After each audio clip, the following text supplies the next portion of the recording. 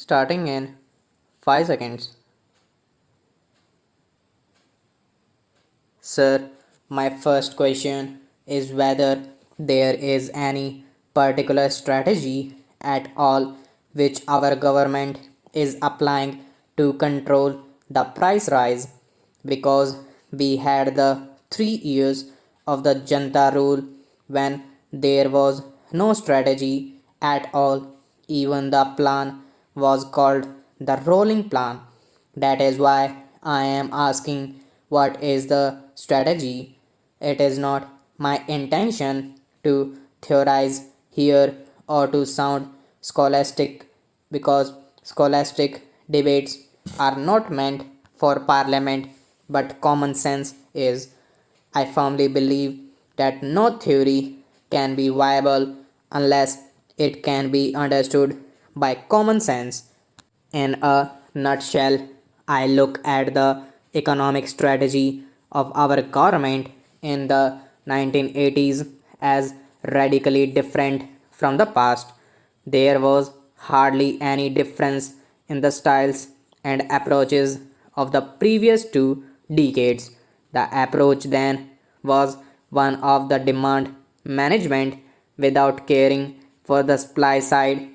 The Keynesian scholars who dominated the planning process in those days presumed that the role of the government in the economy was only confined to maintaining the suitable levels of aggregate demand, and since the government alone could print money, the chief instrument of demand, it was also presumed that fiscal measures alone could control the entire economy.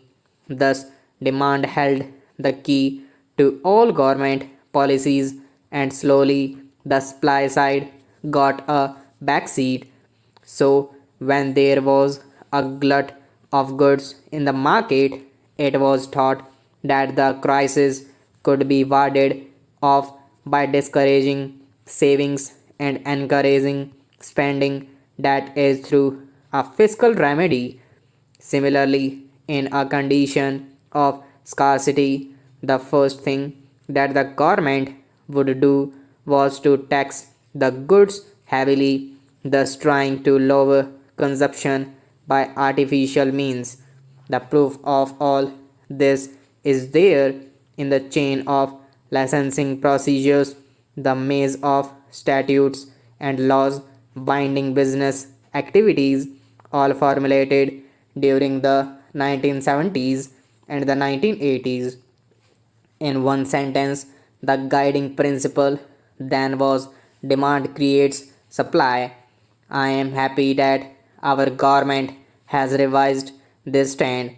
Instead of being obsessed with the demand side, for the first time, we have launched ourselves on a program to tackle the supply side.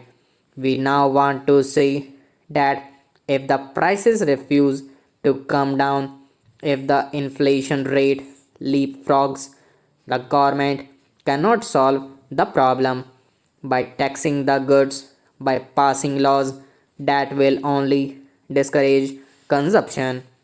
The new strategy of our government is to remove constraints on supply, on the artificial barriers between the producers and the consumer, and give the manufacturing sector a chance to function without any hindrance. The supply side economics has an emphasis on growth and not on distribution.